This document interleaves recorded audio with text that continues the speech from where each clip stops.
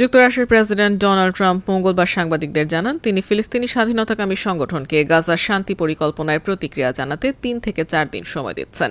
পরিকল্পনাটি তিনি একদিন আগে ইসরায়েলের প্রধানমন্ত্রী বেনিয়ামিন নেতানিয়াহুর সঙ্গে একত্রে ঘোষণা করেছিলেন।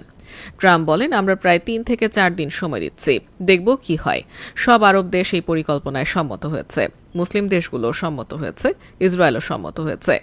গাজার শান্তি পরিকল্পনায় হামাস সম্মত না হলে এমন এক প্রশ্নের উত্তরে ট্রাম্প বলেন, হামাস যদি চুক্তিতে সম্মত না হয় তবে তা অত্যন্ত দুঃখজনক ফলাফলের দিকে যাবে। তিনি বলেন, আমরা শুধু হামাসের প্রতিক্রিয়ার জন্য অপেক্ষা করছি। হামাস হয় এটি মানবে, নয়তো মানবে না। যদি না মানে তবে ফলাফল অত্যন্ত দুঃখজনক হবে। এর আগে সোমবার ট্রাম্প জানিয়েছিলেন নেতানিয়াহু 10টি প্রস্তাবেই সম্মত হওয়ায় গাজায় যুদ্ধ সমাপ্তি এখন আগের চেয়ে অনেক কাছাকাছি। তবে এই প্রস্তাবের অনুমোদনের ক্ষেত্রে এখনও হামাসের সম্মতি প্রয়োজন।